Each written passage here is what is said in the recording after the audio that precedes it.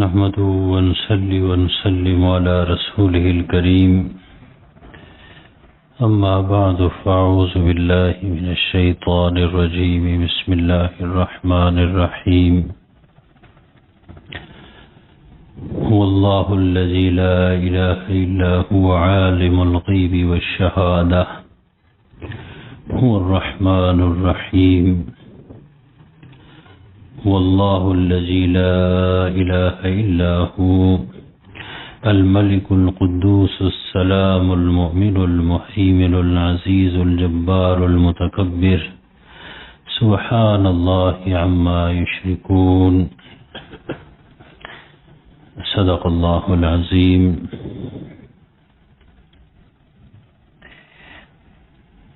سورہ حشر اور آیت نمبر 22 سے انشاءاللہ آج ہم درس کا آغاز کریں گے. یہ سورہ حشر کی آخری 3 آیتیں ہیں.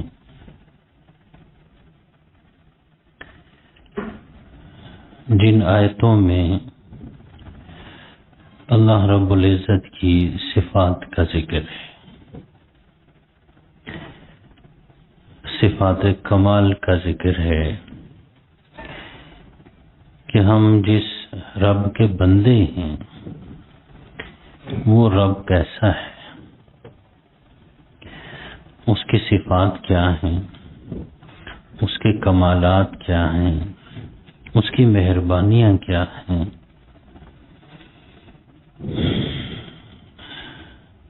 قرآن پاک میں اللہ رب العزت کی صفات کا ذکر ہے مختلف مواقع کے اوپر، لیکن 2 جگہ جس انداز سے اللہ کی صفات کا ذکر ہے بہت ہی انوکھا انداز ہے. ایک سورہ بقرہ میں جو ہم آیت الکرسی پڑھتے اس میں اللہ کی صفات کا ذکر ہے، لیکن اللہ لا الہ الا هو الحی القیوم، زندہ جاوید ذات ہے، سدا بہار ذات ہے، اس کے علاوہ تو کوئی چیز ایسی سب فانی ہے، صرف وہ باقی ذات ہے. وہی خدا جو فنا ہونے والی چیزیں ہیں، وہ خدا وہ رب کیسے ہو سکتی ہے؟ بندے موجود ہوں خدا مر جائے وہ خدا کیسے ہو؟ اور دوسری جگہ یہ سورہ حشر کی آخری جو 3 آیتیں ہیں ان میں اللہ رب العزت کی صفات کا ذکر ہے اور بہت ہی پیارے انداز میں اللہ رب العزت کی صفات کا ذکر ہے. جس خدا کے ہم بندے ہیں، جس رب کے ہم بندے ہیں وہ کیسا ہے، اس کے کمالات کیا ہیں، ان کا ذکر ہوگا. اس لیے سرکار دو عالم صلی اللہ علیہ وسلم نے ارشاد فرمایا ترمذی شریف میں، حضرت معقل بن یسار رضی اللہ تعالیٰ عنہ کی روایت ہے، فرماتے ہیں کہ جو صبح کے وقت 3 مرتبہ یہ پڑھے اعوذ باللہ السمیع العلیم من الشیطان الرجیم، اعوذ باللہ السمیع العلیم من الشیطان الرجیم، 3 مرتبہ یہ پڑھے. اس کے بعد یہ سورہ حشر کی آخری 3 آیتیں پڑھے. اللہ تعالیٰ 70,000 فرشتے مقرر کرتے ہیں کہ جو اس بندے کے لیے رحمت کی دعا کریں گے. اگر اس دن یہ فوت ہوا، دنیا سے چلا گیا، تو انشاءاللہ اس کو شہادت کی موت نصیب ہوگی، شہادت کا درجہ، شہید کا درجہ اس کو ملے گا. 1 منٹ لگتے ہیں پڑھنے، پڑھ کے دیکھ لیں. یہ 3 آیتیں، مختصر سی آیتیں، 3 آیتیں، اتنی بڑی فضیلت. اب آپ سمجھ گئے ہوں گے کہ ان 3 آیتوں کی اتنی بڑی فضیلت اس وجہ سے ہے کہ اس میں اللہ کی صفات کا ذکر ہے، اور اللہ کی صفات ہی ہیں جن کی وجہ سے ہم اللہ کو پہچانتے ہیں.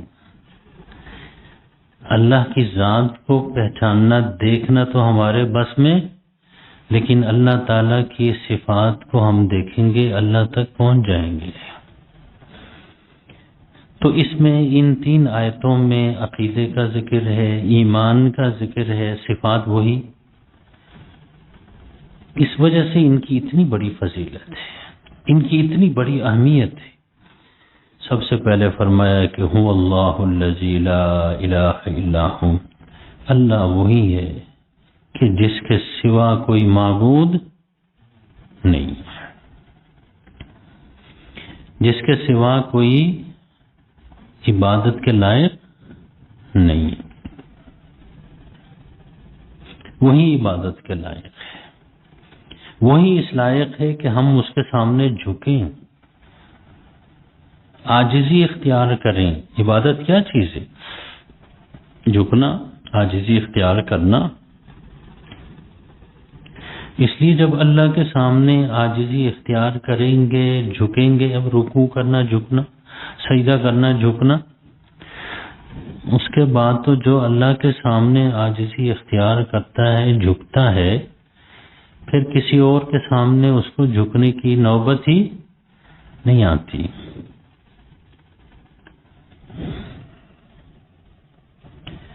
وہ جو اقبال نے کہا نا، پانی پانی کر گئی مجھے قلندر کی یہ بات، جب تو جھکا غیر کے آگے، نہ تن تیرا نہ من تیرا. کہتے ہیں جب غیر اللہ کے آگے تم جھکتے ہو تو پھر یہ کہ تیرا کچھ نہیں رہتا. پھر وہی معبود ہے جس کے سامنے جھکنا ہے، اللہ کے سامنے جھکنا ہے. اسی کا نام رکوع ہے، اسی کا نام سجدہ ہے، اسی کا نام کیا ہے؟ نماز ہے جو ہم پڑھتے ہیں، اگر ہم اس کی روح کو سمجھیں. فرمایا عالم الغیب والشہادہ، وہ معبود کیسا ہے کہ جو کہتے ہیں کہ بھئی جو غائب اور حاضر کو جانتا ہے، بندوں کی نظر سے جو غائب ہے اس کو بھی جانتا ہے، بندوں کی نظر کے سامنے جو کچھ ہے اس کو بھی وہ جانتا ہے. صرف وہی عالم الغیب والشہادہ ہے. اس کے سامنے تو سب شہادت ہی شہادت ہے. اس کے سامنے تو کوئی دیکھیں، وہ ماضی کو بھی جانتا ہے، حال کو بھی جانتا ہے، مستقبل کو بھی جانتا ہے، آگے ہم نے کیا کرنا ہے، کیا ہونا ہے، سب جانتا ہے. کوئی اور ہے نہیں. جب نہیں ہے تو جب ہر چیز کو وہ جانتا ہے، غیب کو بھی جانتا ہے، شاہد حاضر موجود اس کو بھی جانتا ہے، تو پھر لازمی بات ہے وہی رب ہو سکتا ہے، وہی خدا ہو سکتا ہے. ہمیں تو دیوار کے پیچھے کیا ہے یہ نہیں پتا. اب فرعون نے تو کہا کہ جی انا ربکم الاعلی، میں تمہارا خدا ہوں، تمہارا رب ہوں. لیکن یاد رکھیے اس کو پتہ ہی نہیں چلا کہ اس کے گھر میں اس کی بیوی اس کو رب نہیں، اللہ کو رب مانتی تھی. حضرت آسیہ، دیکھا نا آپ، گھر کے اندر بیوی، کیونکہ سب سے زیادہ شوہر کے بارے میں بیوی کو پتا ہوتا ہے کہ یہ رب ہے یا نہیں ہے. دوسرے تو دھوکہ بھی کھا سکتے ہیں لیکن بیوی کو بڑا پتا ہوتا ہے. بیوی اللہ کو رب مانتی ہے. عالم الغیب والشہادہ، جو غائب اور حاضر کو جانتا ہے. اس سے یہ بتانا چاہتے ہیں کہ ہم ایسے خدا کے بندے ہیں کہ جو غائب اور حاضر دونوں کو جانتا ہے. اس لیے کوئی اس غلط فہمی میں نہ رہے کہ رات کی تاریکی میں کوئی غلط کام کیا ہے تو کسی نے دیکھا نہیں ہے. ہمارے حضرت صاحب فرمایا کرتے تھے کہ چور رات کو چوری کرتا ہے، سامان گھر لا کے کہتا ہے کسی نے نہیں دیکھا. فرماتے تھے کہ دیکھنے والے نے تو بھئی پولیس والے دیکھیں تو کیا ہوگا، 10 روپیہ دے دیں گے، چھوڑ دیں گے. لیکن جو اصل دیکھنے والا ہے اس نے تو عالم الغیب والشہادہ، کہتے ہیں هو الرحمن الرحیم، وہ بڑا مہربان بے پایاں رحمت والا ہے. دیکھیں نا صفات، اللہ کے صفات رحمان اور رحیم. هو الرحمن الرحیم. ہم سے پوچھے کوئی کہ آپ کا رب کیسا ہے؟ وہ رحمان الرحیم ہے. رحمت کہتے ہیں کہ بھائی اللہ رب العزت کی رحمت کے 100 حصے. کتنے؟ اس میں سے ایک حصہ، صحیح حدیث میں حضور نے ارشاد فرمایا، ایک حصہ اس رحمت کا اللہ رب العزت نے دنیا میں پھینک دیا ہے. فرمایا کہ جس کی وجہ سے کوئی جانور بھی اپنے بچے کے اوپر کیا کرتا ہے؟ رحم کرتا ہے. وہ ایک رحمت کا ایک حصہ 100 میں سے. اب آپ دیکھتے نہیں کہ جانور بھی ایک دوسرے کے اوپر کیا کرتے ہیں؟ اب بکری کو دیکھیں اپنے بچوں کو دودھ پلاتی ہے، رحمت ہے جی.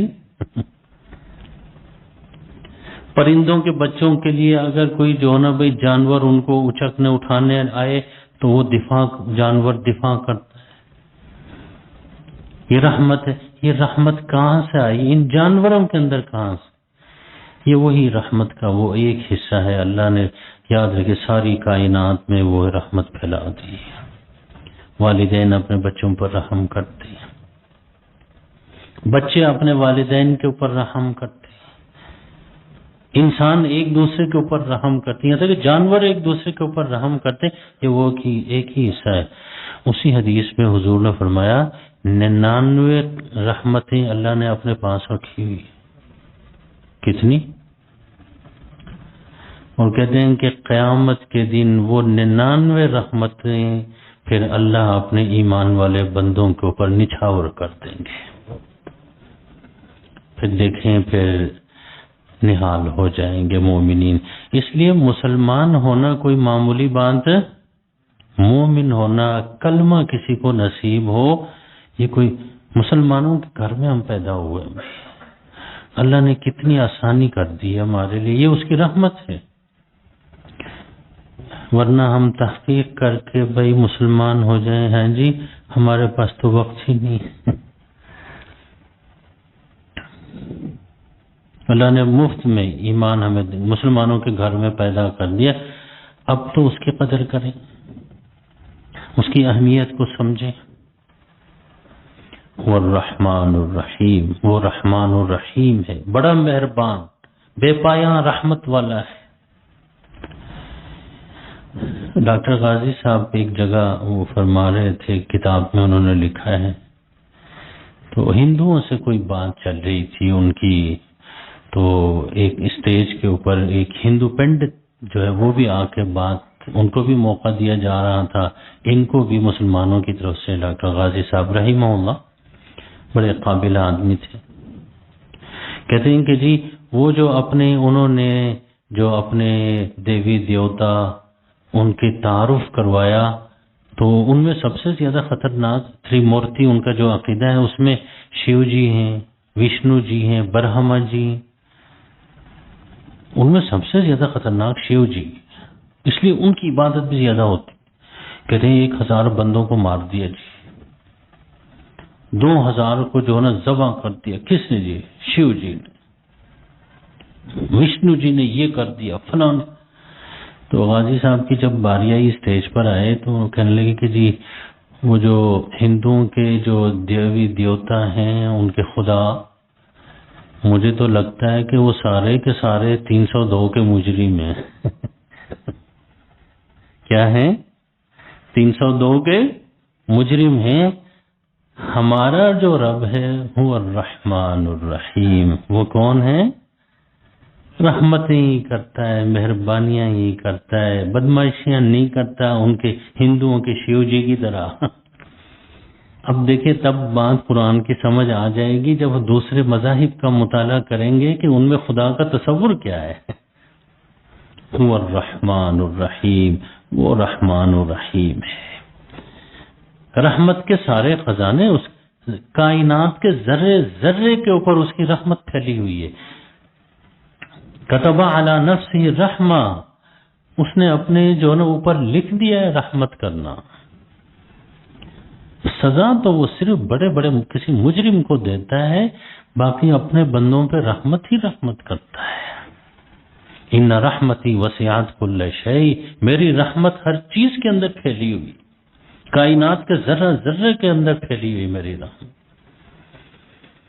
هو الرحمن الرحیم، وہ جس کو ہم رب مانتے ہیں، خدا مانتے ہیں، وہ کون ہے؟ رحمان و رحیم ہے۔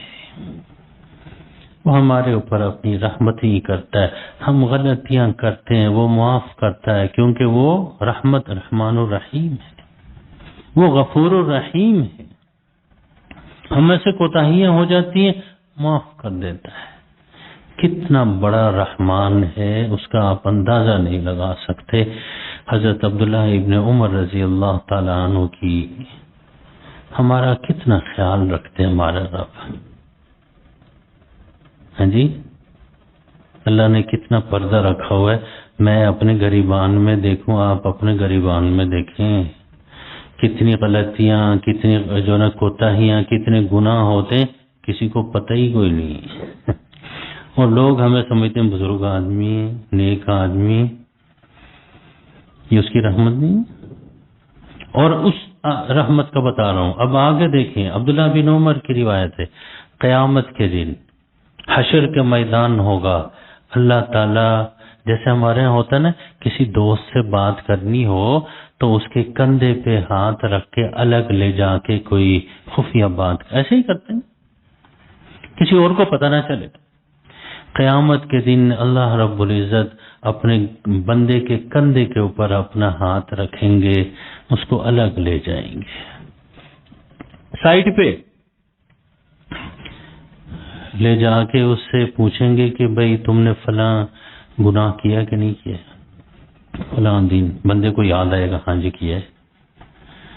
فلاں دن کوئی رشوت لی تھی کہ نہیں؟ ہاں جی لی تھی۔ فلاں دن سود لیا تھا کہ نہیں؟ سود دیا تھا کہ نہیں؟ دیا تھا۔ چوری کی تھی کہ نہیں کی تھی؟ کرپشن، ہاں جی فلاں فلاں فلاں، ایک ایک کر کے گنوائیں گے۔ اچھا، نجوہ کہتے ہیں سرگوشی کرنے کو، کان میں کہیں گے، کسی کو پتہ ہی نہیں چلے گا، کان میں بندہ سوچے گا کہ اب تو پکڑا گیا، اب تو چھوٹنے کی کوئی امید۔ پھر اللہ پوچھیں گے، توجہ سے میری بات سنیں، اللہ پوچھیں گے کہ دنیا میں تمہاری ان گناہوں کا کسی کو پتہ چلا؟ نہیں۔ دنیا نے تیرا پردہ کس نے رکھا تھا؟ بندہ کہے گا یا اللہ آپ نے میرا پردہ رکھا تھا۔ اللہ فرمائیں گے دنیا میں میں نے تیرا پردہ رکھا ہے، تیرا کیا خیال ہے یہاں حشر کے میدان میں اتنے لوگوں کے سامنے میں تجھے رسوا اور بے پردہ کروں؟ اللہ اس کے کان میں کہیں گے جاؤ میں نے تمہیں معاف کر دیا۔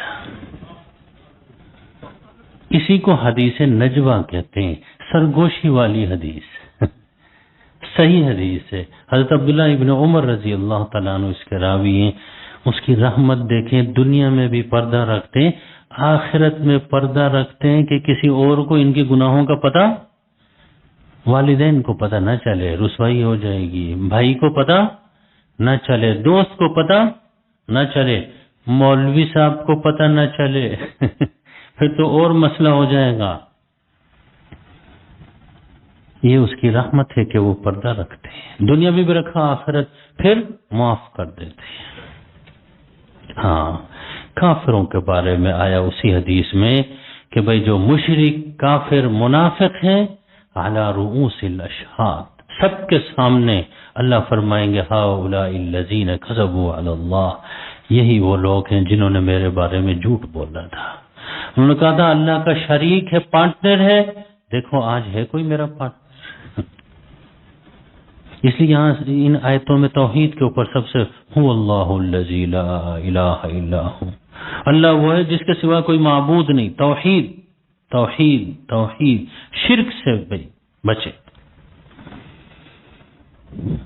جو لوگ اللہ کے کسی کوئی دیوی دیوتا، کوئی بدھ، کسی چیز کو خدا کا شریک اور پارٹنر بنایا تھا، اللہ پوچھیں گے دیکھو انہوں نے جھوٹ بولا تھا، سب کے سامنے وہ رسوا ہو جائیں گے کہ بھئی انہوں نے اللہ کے بارے میں جھوٹ بولا. وہ مشرک ہوں گے، کافر.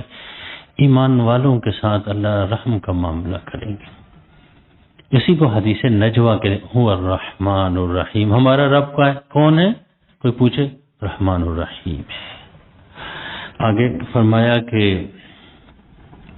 هو اللہ، پھر دیکھیے دوبارہ وہی پچھلی آیت کا ابتدائی حصہ، هو اللہ، اللہ وہی ہے کہ اس کے سوا کوئی معبود نہیں. توحید، شرک سے بیزاری. فرمایا الملک، ملک کہتے ہیں بادشاہ. قرآن میں بار بار آیا کہ بھئی ہمارا بادشاہ کون ہے؟ اللہ ہی. الملک دیکھیں صفات، وہ بادشاہ ہے. بلا شرکت غیر کیا ہے؟ بادشاہ ہے. یہاں تو بادشاہ کدھر بھئی، کتنے بیٹھے ہوتے ہیں، صدر بیٹھا ہوتا ہے، وزیر اعظم بیٹھا ہوتا ہے، چیف جسٹس. بادشاہ تقسیم ہے، وہ اکیلا بادشاہ الملک. جب بادشاہ وہ ہے تو ساری توقعات بھی کیا کرنی چاہیے ہمیں؟ انہی سے وابستہ کرنی چاہیے. بیٹا بھی وہی دے گا، بیٹی بھی. بادشاہ وہی ہے، دینے کے سارا خزانہ اس کے بادشاہ کے پاس ہے. صحت بھی وہی دے گا، دولت بھی وہی دے گا، ہر چیز وہی دے گا. اس لیے اسی سے مانگیں، کسی اور سے. توحید یہی ہے. الملک. اب دیکھیے قرآن کے شروع میں بھی یہ لفظ آتا ہے، ہم بار بار دیکھیے وہ ہم پڑھتے ہیں نا، الحمدللہ رب العالمین الرحمن آگے کیا پڑھتے ہیں؟ مالک یوم الدین. اچھا ایک قرات ہے مالک یوم الدین، یہ پڑھنا بھی جائز ہے، متواتر قرات ہے. نماز ہو جائے گی. مالک یوم الدین، قیامت کے دن کا بادشاہ. قرآن کے شروع میں ملک بادشاہ. آخری سورت میں بھی یہی اعلان ہوتا ہے، قل اعوذ برب الناس ملک الناس. شروع میں بھی یہی کہا جا رہا ہے اللہ کی بادشاہی مانو. آخر قرآن کے آخر میں بھی کہا جا رہا ہے اللہ کی، کیونکہ یہاں تو جو نا چھوٹے موٹے بادشاہ چل رہے ہوتے ہیں وہ اپنے آپ کو خدا بنا بیٹھتے ہیں. بیچ میں بھی یہی کہا جا رہا ہے الملک، وہ بادشاہ ہے. اس لیے ہمارے پاکستان کے آئین میں بھی یہ لکھا ہوا ہے کہ حاکمیت اعلیٰ کس کے پاس ہے؟ اللہ کے پاس ہے. الملک ہمارا اصلی بادشاہ. ہاں، جو عوامی نمائندے ہیں وہ ان کے حکموں کے مطابق کیا کریں گے؟ ملک کو چلائیں گے. ہمارا آئین مسلمان ہے، ہمارے حکمرانوں کے بارے میں کوئی ہماری رائے اچھی آئین پر عمل ہی نہیں ہوتا. اس حصے پر عمل ہوگا آئین کے جس میں ان کا اپنا فائدہ ہوگا. یہ جو لکھا ہوا حاکمیت اعلیٰ اللہ کے، الملک بادشاہ وہی ہمارا. وزیر اعظم بادشاہ نہیں ہے، صدر بادشاہ نہیں ہے، چیف جسٹس بادشاہ نہیں ہے. ہمارا بادشاہ اللہ ہے. یہ سب اپنے اختیارات کو ایکسرسائز کریں گے، اللہ کے جو نا حکموں کے مطابق کریں گے، قرآن اور سنت کے مطابق کریں گے. حاکمیت اعلیٰ اللہ کے پاس، ہمارا اصلی بادشاہ وہی ہے. اس لیے تو رسول اللہ صلی اللہ علیہ وسلم نے مسلم شریف جلد ثانی میں فرمایا کہ یاد رکھیے وہ بادشاہ، بادشاہوں کا بادشاہ ہے. اس نے کہا کہ کوئی اپنا نام ملک الملوک نہ رکھے، شہنشاہ. منع فرمایا، یہ نام صحیح نہیں ہے، کیونکہ بادشاہوں کا بادشاہ کون ہے؟ اللہ، کوئی بندہ نہیں. اور جس نے بھی رکھا اپنا نام شہنشاہ ایران، ان کی اپنی زمین میں بھی ان کو 2 گز زمین قبر کے لیے نصیب نہیں ہوئی. دیکھا الملک. فرمایا القدوس، وہ بہت پاک ہے، ہر عیب سے پاک ہے، ہر کمزوری سے پاک ہے. اس کی ذات کے اندر جس رب کو جس کے ہم بندے ہیں، کون ہے وہ؟ القدوس، ہر عیب سے پاک رب ہے. اس لیے اس کو بھوک نہیں لگتی، کیونکہ بھوک لگنا کیا ہے؟ عیب ہے. کھانا نہیں کھاتے، پیاس نہیں لگتی، بیمار نہیں ہوتے. دیکھیں یہ عیب ہے نا. القدوس بہت ہی ہر عیب سے پاک ہے، وہی ہمارا رب ہے. اور کون ہے؟ فرمایا کہ السلام، السلام سلامتی والا، سلامتی. لیکن السلام اللہ کے ناموں میں سے جو بھی اپنے آپ کو اللہ کے حوالے کرے گا وہ سلامتی میں آئے گا، اس لیے ان کا نام السلام ہے. جو بھی اپنے آپ کو اللہ تعالیٰ کے جو ہے نا بھائی حوالے کرے گا وہ کیا ہوگا؟ سلامتی میں رہے گا. کس سے؟ جہنم کی آگ سے سلامتی میں رہے گا، بچ جائے گا، کیونکہ وہ السلام. اس لیے جنت کو بھی کیا کہتے ہیں؟ دار السلام، سلامتی کا گھر. کس چیز سے؟ جنت میں جانے سے پہلے یہ اعلان ہوگا کہ بھئی آئندہ بیماری کوئی نہیں ہوگی، تم سب صحت مند رہو گے. بیماری سے آدمی ڈرتا ہے. آئندہ بڑھاپا کوئی نہیں ہوگا، سارے کے سارے کیا رہیں گے؟ جوان رہیں گے. جنت میں جانے سے پہلے یہ اعلان ہو جائیں گے. السلام، دار السلام، سلامتی کا گھر. السلام. المؤمن، المؤمن پناہ دینے والا. شیطان کے حملوں سے اگر پناہ چاہتے ہیں تو اللہ رب العزت کی کس میں آ جائیں؟ پناہ میں آ جائیں. المہیمن، المہیمن، مہیمن کے معنی نگران کے بھی ہوتے ہیں عربی زبان میں. المہیمن کے معنی القائم بامور الخلق، مخلوق کے معاملات کو سنبھالنے والا. اس کے بھی آتے ہیں، دو معنی آتے ہیں. نگران، ہمارے سارے کاموں کی نگرانی وہ کرتے ہیں، ہم کیا کر رہے ہیں. بھائی جو مسلمان ہوتا ہے وہ کوئی خودرو پودے کی طرح نہیں ہوتا. اللہ اس کا نگران ہے، اس کے سارے اعمال کو دیکھتا ہے، اس کو سکھاتا ہے قرآن نازل کر کے یہ کرو یہ نہ کرو. یاد رکھیے جس بچے کا نگران کوئی نہیں ہوتا وہ بچہ آگے چل کے کامیاب. اس لیے کہتے ہیں کہ بھائی گارڈین ہیں جی. آپ کا نگران کون ہے؟ تمام ایمان والوں کا نگران کون ہے؟ المہیمن. اللہ ہم اس کی صفت دیکھیں، ہمارے تمام معاملات کو وہ سنبھالتے ہیں. صحت کون دیتا ہے؟ اللہ دیتا ہے. دولت کون دیتا ہے؟ اللہ دیتا ہے. جوانی کون دیتا ہے؟ اللہ دیتا ہے. زندگی کون دیتا ہے؟ ہمارے سارے معاملات کو وہ، آسمانوں کو وہ سنبھالتے، زمین کو وہ سنبھالتے ہیں. ہم اس رب کو خدا مانتے ہیں. فرمایا کہ العزیز، عزیز کے معنی غالب. اللہ کیسے غالب ہے، ان کو کوئی شکست نہیں دے سکتا، ان کو کوئی مغلوب نہیں کر سکتا. الجبار، یاد رکھیے عربی زبان میں جبار کہتے ہیں کھجور کے اونچے درخت کو. کس کو کہتے ہیں؟ کھجور کا جو بہت اونچا درخت ہوتا ہے کہ جس پہ کوئی بندہ چڑھ نہ سکے، اس کو کیا کہتے ہیں؟ الجبار کہتے ہیں. فرمایا اللہ رب العزت کے بارے میں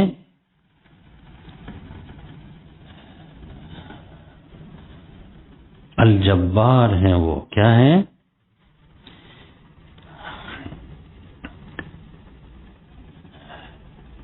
اتنی بلند و بالا اور اتنے زور آور ذات ہیں کہ کوئی ان تک پہنچ، جیسے وہ جو نا بھائی کھجور کا اونچا درخت جس پر کوئی چڑھ نہ سکے. بھائی الجبار ہے. زور آور کو بھی کہتے ہیں، اسی وجہ سے کہتے ہیں طاقتور.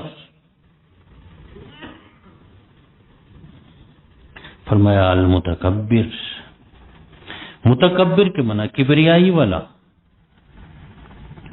کبریائی والا. اس لیے حدیث میں ہے نا، حدیث قدسی میں اللہ فرماتے ہیں الکبریاء ردائی، بڑائی جو ہے نا میری چادر ہے. اب دیکھیں کہ بندہ کہے کہ میں بڑا ہوں، جھوٹ بول رہا ہے، 6 فٹ کا ہے، بندہ کہے کہ میں جو ہے نا بڑا ہوں، تو تکبر بندے کے لیے زیبا ہی نہیں۔ المتکبر، ہاں اللہ رب العزت بڑے ہیں، بڑائی کے ساتھ رہتے ہیں، اللہ کا یہ کہنا کیا ہے، سچ ہے، کیونکہ ان سے بڑا کوئی، ہر نماز میں کھڑے ہوتے وقت بھی ہم کیا کہتے ہیں؟ اللہ اکبر۔ رکوع میں جاتے ہوئے بھی کیا کہتے ہیں؟ سجدے میں جاتے ہوئے اللہ اکبر۔ المتکبر، کبریائی ان کی ذات کے لیے سزاوار ہے، کسی اور کے لیے کبریائی اور بڑائی سزاوار ہے ہی نہیں۔ بندہ اعلان کرتا رہتا ہے۔ اگر اللہ کی ان صفات کو سمجھ لے آدمی تو پھر کبھی اپنے آپ کو بڑا کہے گا، کبھی تکبر کرے گا، کبھی غرور کرے گا؟ جب وہ اللہ کو بڑا مانے گا، اپنے آپ کو تو لازمہ میں تو عاجز بندہ ہوں۔ بعض لوگ زبان سے تو کہتے ہیں میں عاجز بندہ ہوں، دل سے نہیں کہتے۔ جہاں کہیں کسی کو دبانے کا موقع ملتا ہے دبا دیتے ہیں، یہ وہی تکبر کا نتیجہ ہوتا ہے۔ فرمایا دیکھیں سبحان اللہ، اللہ کی 8 صفات کا یہاں اس آیت میں ذکر ہوا۔ اس کے بعد فرمایا سبحان اللہ۔ یہ سبحان اللہ ہم پڑھتے ہیں، اس کا کیا مطلب؟ سبحان اللہ، یہ جو مشرکین کبھی کسی دیوی کو، کبھی دیوتا کو، کبھی بت کو اللہ کے ہمسر رب قرار دیتے ہیں، سبحان اللہ، اللہ پاک ہے ان چیزوں سے۔ ان صفات والا رب کسی لکڑی کے بت کوئی اس کے برابر ہو سکتا ہے؟ کوئی دیوی، کوئی دیوتا؟ سبحان اللہ، اللہ یہ مشرکین کی ساری باتوں سے کیا ہے؟ پاک ہیں۔ اس لیے سبحان اللہ پڑھنے کو ثواب اور ذکر الہی ثواب قرار دیا گیا، کیونکہ اس میں توحید کا سبق ہے۔ کیا ہے؟ سبحان اللہ، اللہ ہر عیب سے پاک، ہر شریک سے پاک۔ اس لیے کہا سبحان اللہ عما یشرکون۔ سمجھ گئے کہ نہیں؟ کہتے ہیں جو مشرکین شریک بتاتے ہیں، بدھ، دیوی، دیوتا، فلاں، اللہ ان سب سے پاک ہے، کوئی اس کا پارٹنر اور شریک نہیں ہے۔ آخری آیت فرمایا هو اللہ الخالق، اللہ وہ ہے کہ جو خالق ہے۔ اور کون ہے؟ الباری، وجود بخشنے والا۔ المصور، فرمایا کہ تصویر بنانے والا۔ کیوں جی؟ تھوڑی سی میری بات پہ توجہ دے دیں، صفات سمجھ میں آ جائیں۔ الخالق، خلق، یہ دیکھیے جب آپ کوئی چیز بناتے ہیں تو سب سے پہلے اس کا ڈیزائن، اس کو خالق کہتے ہیں۔ زبردست ڈیزائنر ہے۔ انسان کو کیسا ڈیزائن کیا ہوا ہے کہ دیکھ کے رشک آتا ہے۔ بھائی جان کبھی آپ سوچیں کہ یہ ناک یہاں لگانے کے بجائے کیوں جی یہاں پیشانی پہ لگاتے، اچھا لگتا؟ کیسا ڈیزائن کیا ہے۔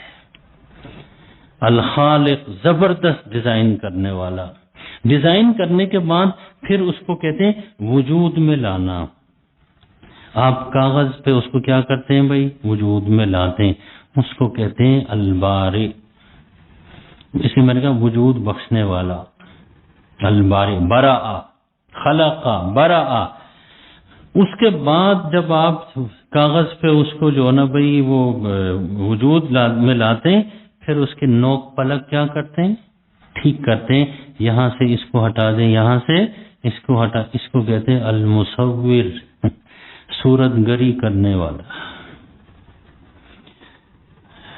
کہتے ہیں بھائی یاد رکھیے انسان کا ڈیزائن بھی اللہ نے بنایا، اس کو وجود بھی اللہ نے بخشا، نوک پلک بھی اللہ نے ٹھیک کیے ہیں، ہم اس کو رب مانتے ہیں جس نے ایسا خوبصورت کر کے ہمیں بنایا۔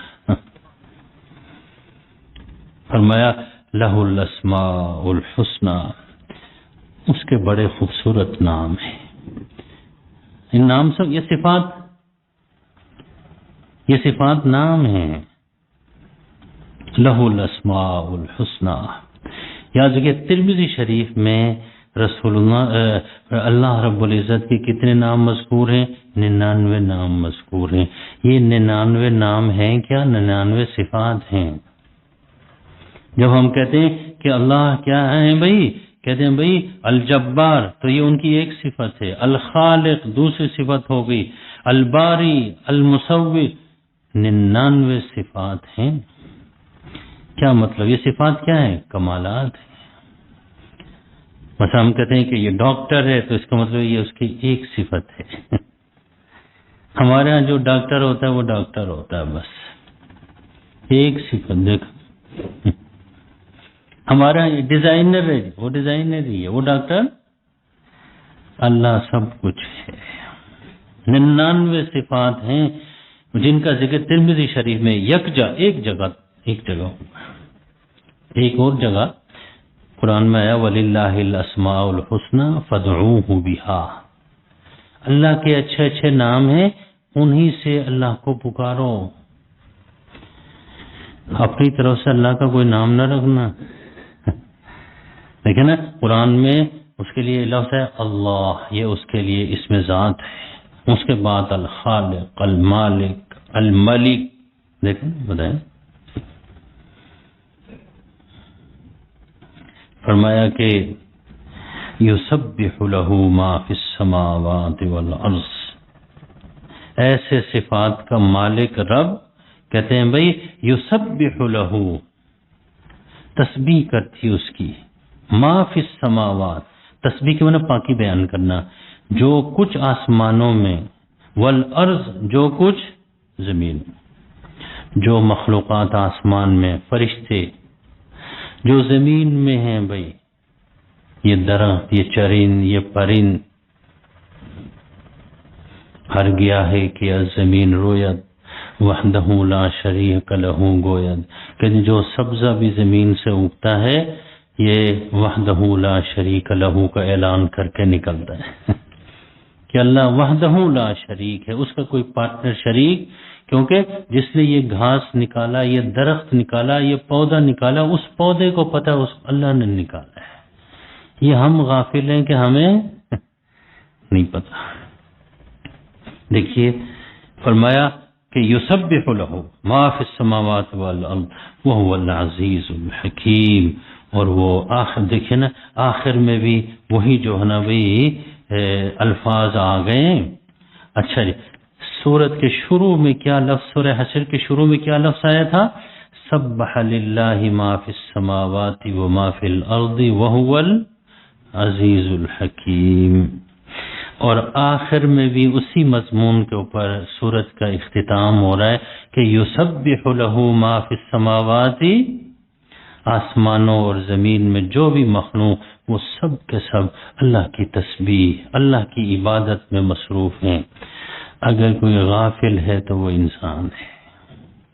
اللہ رب العزت یہی فرما رہے ہیں. دیکھیے کہ اگر اللہ چاہتے، جیسے یہ جو نا بھائی درخت ہیں، جانور ہیں، فلاں ہیں، یاد رکھیے اگر اللہ چاہتے تو ہمیں بھی اس طرح جو ہے نا زبردستی ہمیں عبادت میں لگا دیتے. ہمیں کیا تھوڑا اختیار دے دیا اللہ نے کہ اپنے اختیار سے میری عبادت کرو. اس اختیار کو ہم غلط استعمال کرتے ہیں. ہمیں تھوڑا اختیار ملا کہ بھئی اللہ کی عبادت کیسے کرنی، اللہ کی اپنے اختیار سے، اپنی مرضی سے کرو. اس لیے لکھا یہ ہے نا کہ بھئی ہم کہتے ہیں عبادت کیسے؟ درخت سیدھے کھڑے ہو کے قیام کی حالت میں، جیسے ہم نماز میں قیام میں نہیں سیدھے کھڑے ہوتے ہیں، اس میں اللہ کی عبادت کر رہے ہوتے ہیں. یہ جتنے بھی جانور ہیں آپ یہ دیکھیں نا بھئی رکوع کی حالت میں کہ نہیں، گائے کو دیکھیں، بھینس کو دیکھیں، بکری کو دیکھیں، رکوع کی حالت میں جھکے ہوئے اللہ کی عبادت. یہ جتنے بھی زمین کے اوپر رینگنے والے سانپ فلاں فلاں، یہ سجدے کی حالت میں اللہ کی عبادت میں مصروف ہیں.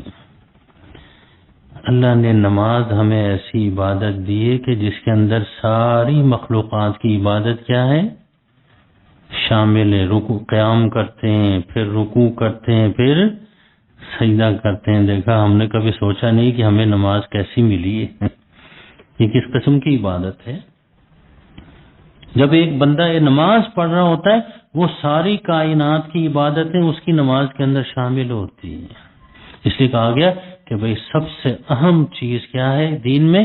الصلاۃ و عماد الدین، نماز دین کا ستون ہے، کبھی نماز نہ چھوڑیں، دیر سویر ہو جائے فوراً پڑھ لیا کریں۔ اس لیے آخری الفاظ بھی وہی آ گئے جن سے ابتدا ہوئی تھی سورت کی، وَهُوَ الْعَزِيزُ الْحَكِيمُ، وہ العزیز غالب ہے۔ وہ چاہے تو پھر انسانوں کو بھی زبردستی اپنی عبادت پہ لگا دیتا، جیسے درختوں کو لگایا، جانوروں کو لگایا، نہیں، اس نے اختیار دے دیا، یہ اس کی مہربانی ہے۔ الحکیم، اختیار کیوں دیا؟ کہ وہ دانا ہے، اس کا کوئی بھی عمل دانائی سے خالی، حکمت سے خالی نہیں ہے۔ الحمدللہ سورہ حشر کی کا ترجمہ اور تھوڑی بہت تفسیر مکمل ہو گئی۔ اللہ رب العزت قبول فرمائے۔